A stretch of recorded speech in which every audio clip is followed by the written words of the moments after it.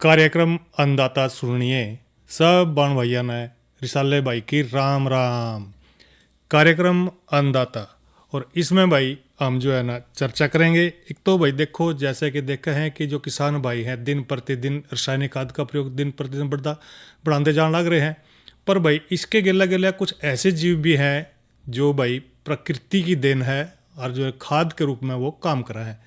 यानी कि जिक्र करेंगे केचुआ खाद बनाने की विधि और इसके प्रयोग पर, और इसके गिले गिले बात करेंगे भाई किसान सुविधा ऐप के बारे में भी, क्योंकि भाई किसानों ने भी न्यूचाव है कि भाई आजकल जो नई नई तकनीक आ रही हैं और कौन सी ऐप है, कैसे उनको सुविधा मिले, किस तरह उसको भाई डाउनलोड कर सका है। तो इन सारी बातों की जानकारी कार्यक्रम भाई जो है ना अन्नदाता में दे रहे हैं। भाई आज का हमारा जो विषय भी रहेगा उस पर बातचीत भी कर रहे हैं, वो है कि भाई केचुआ खाद बनाने की विधि और इसके प्रयोग पर। कई बार देखा है कि हमारी जो भाई प्राचीन संस्कृति में यूँ भी कहा गया है कि जो मिट्टी के कण कण में ही जीवन है।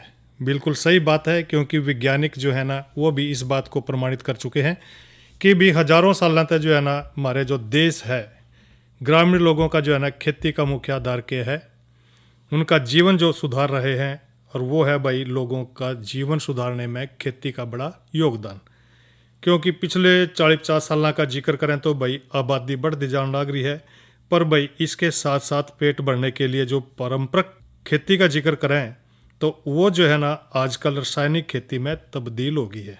क्योंकि भी जो रसायनों ने जो है मिट्टी के जीवों को ख़त्म कर दिया, और जीवन जो है ना यूँ देखा है कि जो हम खा रहे हैं पी रहे हैं, हमारा जो स्वास्थ्य है वो आजकल जो है ना थोड़ा सा बदल भी गया है।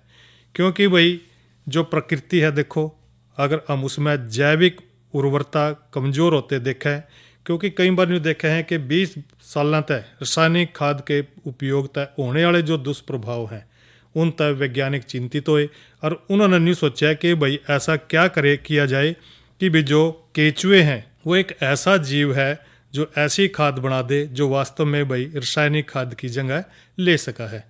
भाई जो वर्मी कल्चर है इसकी उत्पत्ति का जिक्र करें तो क्योंकि भाई जो असंख्य प्रकार के जीव हैं, जिस तरह जो देखा है कि भाई जो हमारी प्रकृति है उसमें इनकी उत्पत्ति भी हो रही है।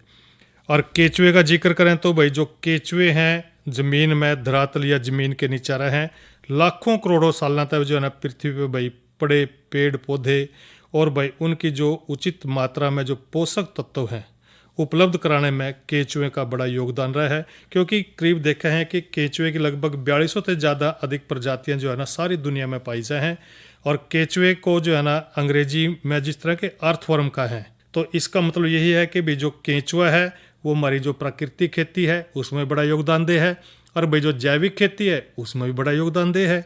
तो केचुए की जो प्रजाति है जैसे एसिनिया फटीडा करीब करीब संपूर्ण दुनिया में समान रूप से पाई जाने वाली भाई एक प्रजाति है। इस प्रजाति के केचुओं की खास बात यह है क्योंकि कई तरह का जो वातावरण है और कोई भी परिस्थिति है उसमें आसानी से भैया अपने आप को डाल ले हैं। और ऐसे नहीं है प्रजाति के जो केंचुए हैं हल्का भूरापन लिए हुए और भाई हल्के बैंगनी रंग के हुए हैं, और इनका जो शरीर है भाई खंडित उंदारा है, और इनका जो शरीर का जो आखिरी हिस्सा है वो नुकीला हुआ है।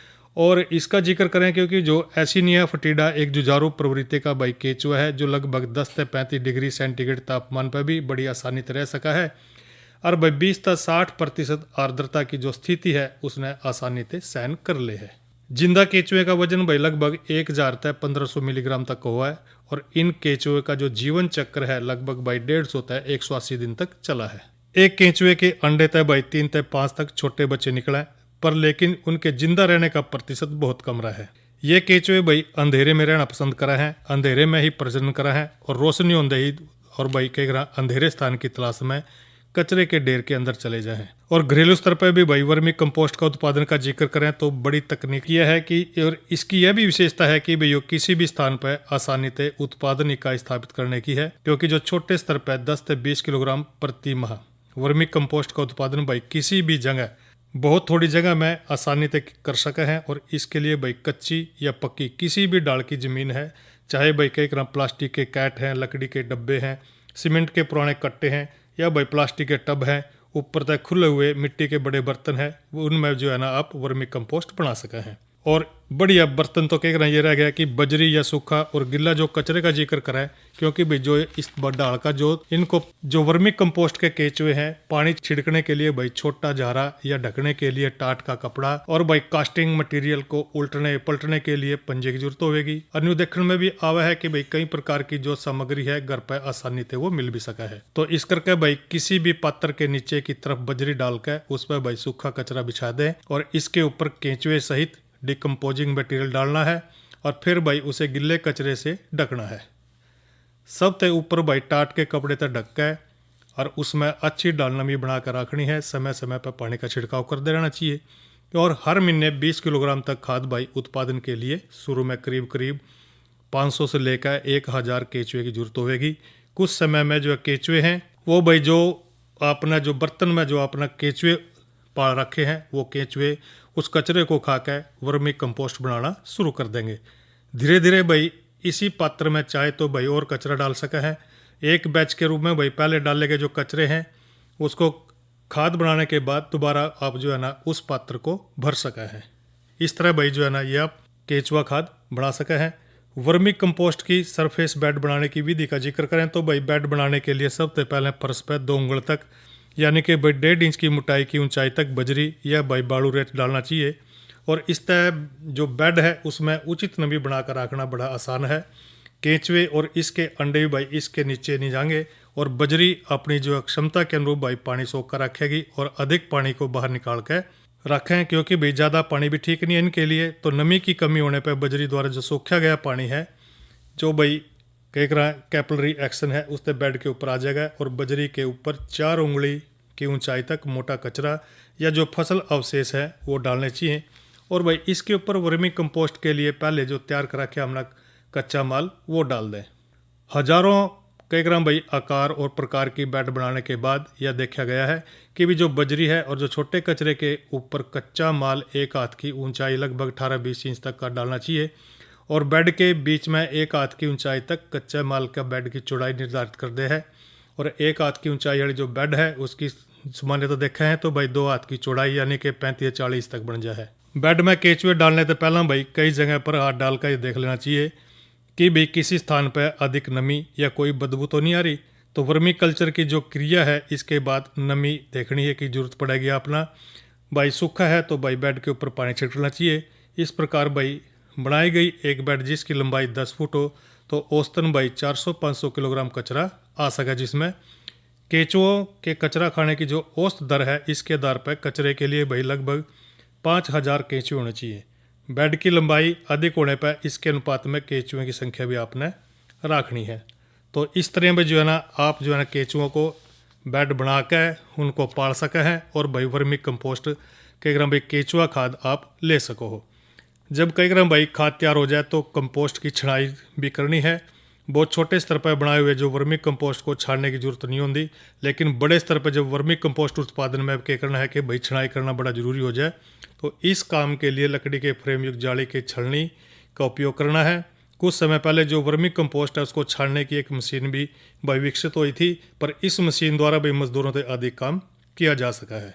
तो इस तरह जो है ना आप इस छनी हुई खाद को भाई अगर आप चाहो तो भाई 5 और 10 किलो की जो प्लास्टिक की थैलियाँ हैं उनमें भरकर 40-50 किलो के कट्टे की पैकिंग आप दूसरे भाई दूसरे स्थान पर आप इनको भरकर ले जा सको हो और भाई बाजार में भी बेच सको हो, क्योंकि भी जो वर्मी कंपोस्ट है या कि जो केचुआ खाद है इसकी बड़ी उपयोगिता है और खेती बाड़ी के लिए भी बहुत बढ़िया यो रहा है और भाई उत्पादन भी अच्छा होगा। तो ये तो जिक्र कर दिया हमने कि भाई केचुआ खाद बनाने की विधि के ऊपर। और ईब जो है ना भाई देंगे मौसम की जानकारी। आज का अधिकतम तापमान रहेगा 23 डिग्री सेल्सियस और आज का न्यूनतम तापमान रहा 26 डिग्री सेल्सियस और कल का रहेगा 36 डिग्री सेल्सियस और न्यूनतम तापमान रहेगा 25 डिग्री सेल्सियस। पर भाई इसके गिले गिले जो हमारा कार्यक्रम रहेगा कल ना किसान वाणी, उसमें हम जो है ना बात करेंगे कृषि में ड्रोन का क्या महत्व है और नई फसल नई उमंग में बात करेंगे गन्ना फसल की देखभाल पे। इसके गिले गिले जानकारी देंगे भाई कल ना भाई है ना फल और सब्जियों के परीक्षण का महत्व पे और भाई इसके साथ ही ईब कराएंगे भाइयों का मनोरंजन। तो आओ सुनते हैं पहला ये रागनी। पढ़ देखे वेद पुराण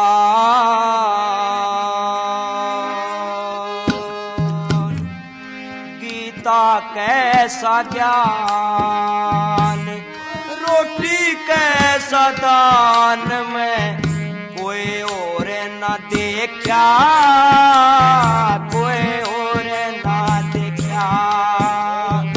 पढ़ देखे वेद पुराण, गीता कैसा ज्ञान, रोटी कैसा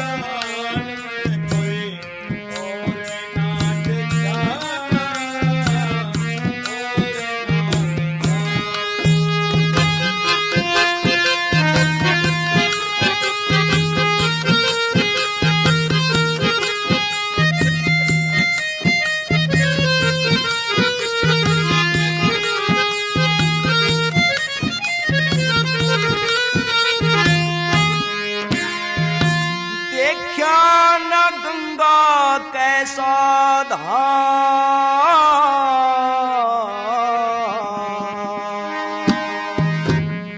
बस्याना काशी कैसा काम।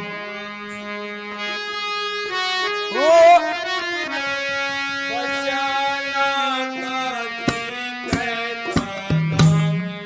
राम की ध्यान, हनुमत कैसा जवान, मच्छी कैसा परमाण में कोई और ना देखा,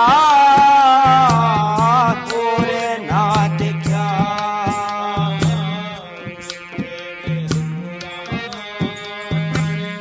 गीता कैसा ज्ञान, रोटी कैसा दान में कोई और ना देखा।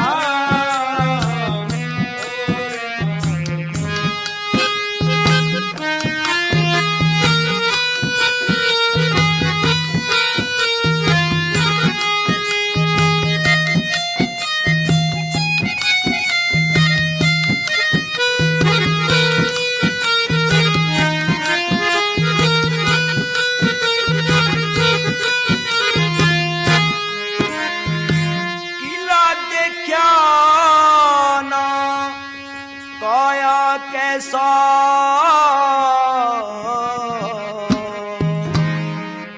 रक्षक देखा न रघुराया जैसा, रक्षक देखा न रघुराया जैसा। वो माया किसा समान, संतोषी कैसा इंसान, ध्रुव कैसा प्रस्थान मने, वो ध्रुव कैसा प्रस्थान में कोई और ना देखा, और ना देखा।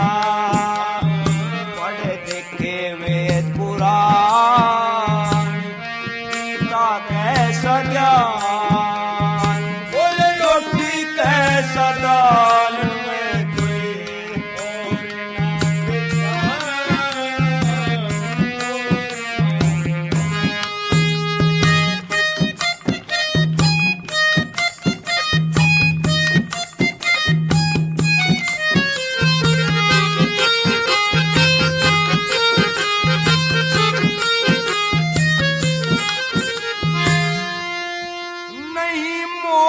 बंधन कैसा जा,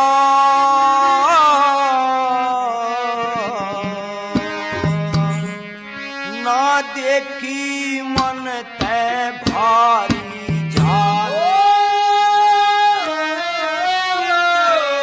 ना देखी मन तै भारी झाल। ओ काल किसा बलवान, मूरख किसा गुमान, काल किसा बलवान, वो मूरख किसा गुमान। कुरुक्षेत्र जैसा स्नान में कोई और ना देखा, और ना देखा। पढ़ देखे वेद पुराण, गीता कैसा ज्ञान, रोटी कैसा दान में कोई और ना देखा, और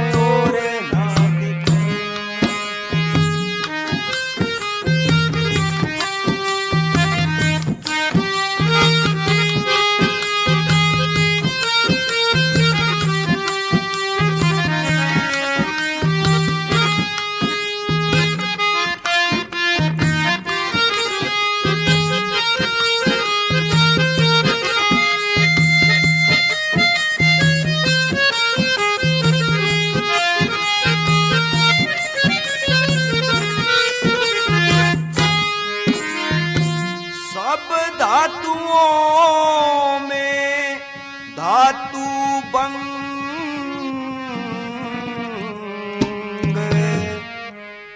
सब धातुओं में धातु बंग, भांग कैसी ना कोई तरंग,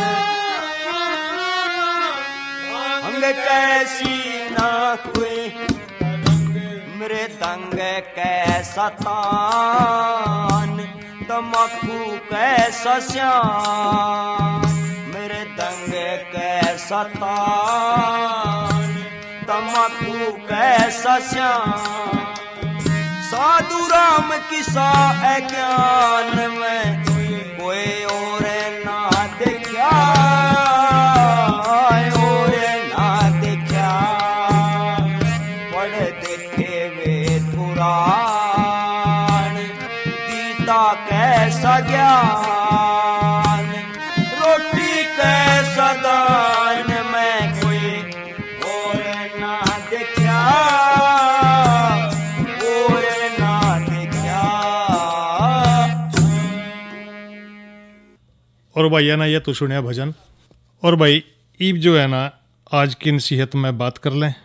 आजकल के दिनों में दुधारू पशुओं के जो दूध बढ़ाने का जो तरीके हैं उनके बारे में किसान भाई देखा है कि जो है जो दूध पालन का काम कर रहे हैं, कुछ भाई तो जो है ना दूध पालन के साथ साथ जिस तरह जिक्र भी कर दे रहे हैं कि कुछ किसान भाई तो जो है ना खेती भी कर रहे हैं और एक सहायक धंधे के रूप में डेयरी का काम भी कर रहे हैं।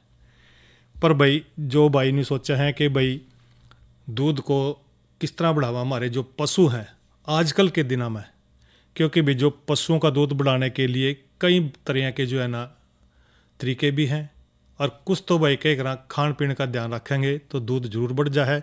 और ख़ास करके नहीं देखें कि जब गर्मी का मौसम आवे तो भाई दूध कम हो जाए।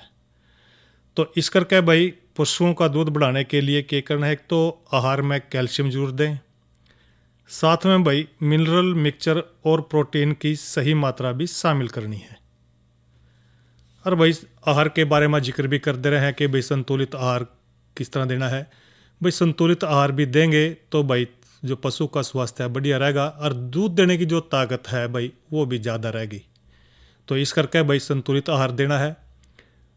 मौसमी कई बार देखते हैं कि घर में भी जो पशुपालक भाई हैं देसी नुक्ते अपना दे रहे हैं, तो भाई इस करके जो नुक्ते हैं उनका भी थोड़ा बहुत जो है ना असर कर पड़ा है।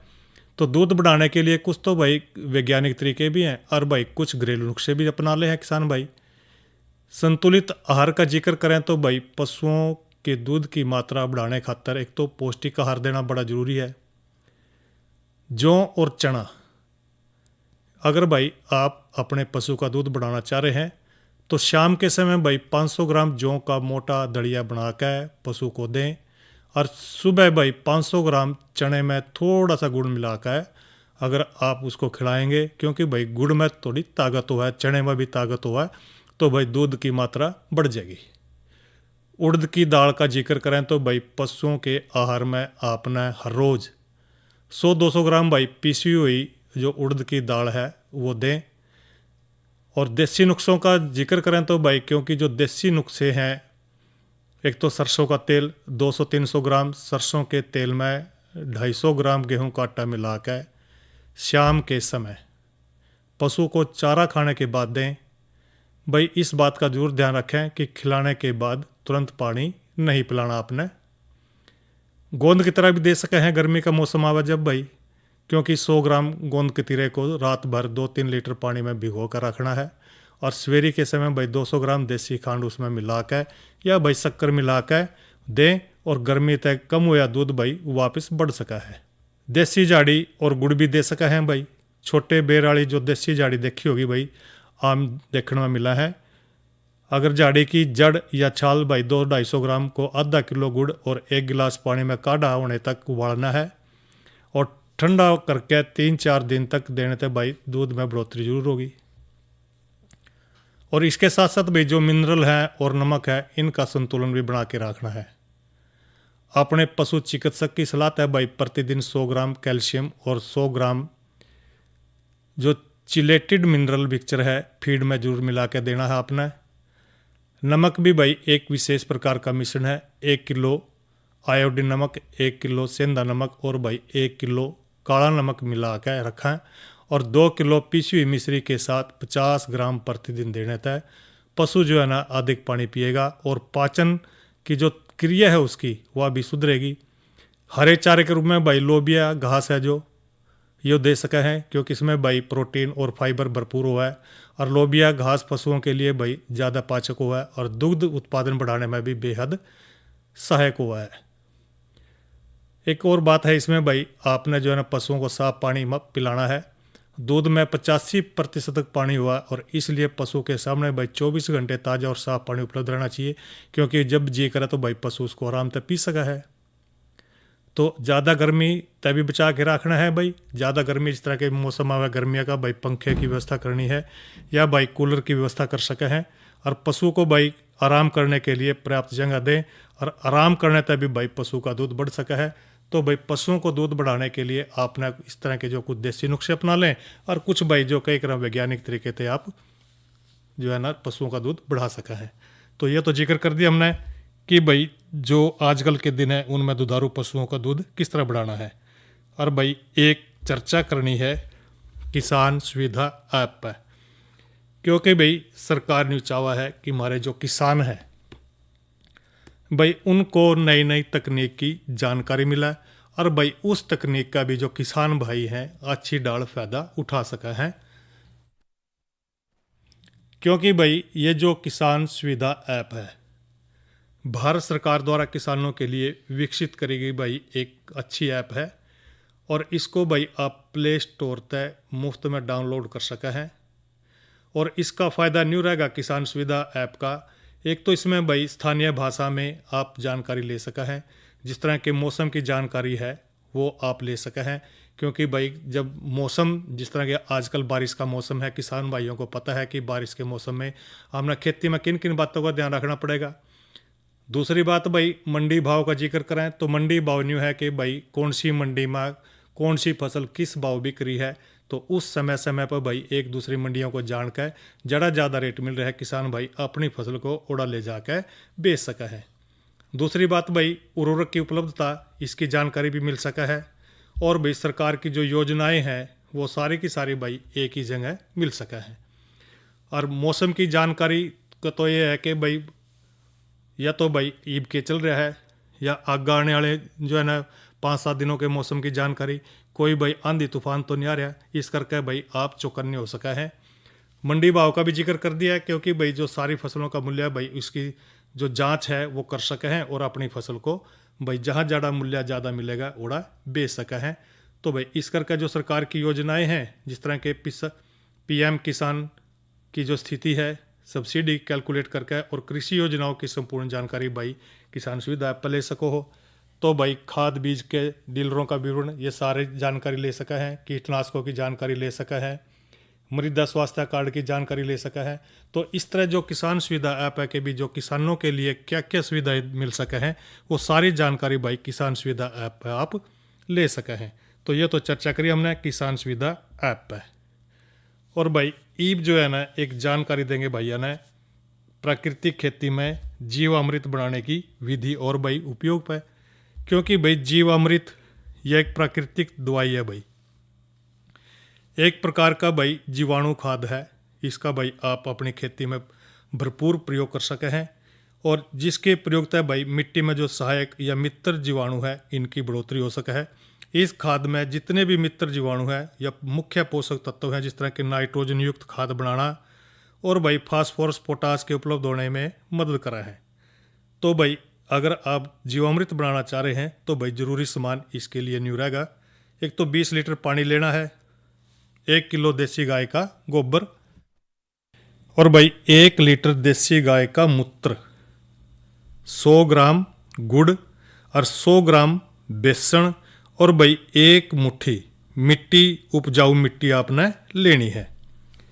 बनाने की विधि न्यू रहेगी भाई, एक बर्तन में 20 लीटर पानी लेना है, 1 किलो देसी गाय का गोबर और भाई 1 लीटर गौमूत्र को भाई जो पानी है उसमें आपने मिला देना है।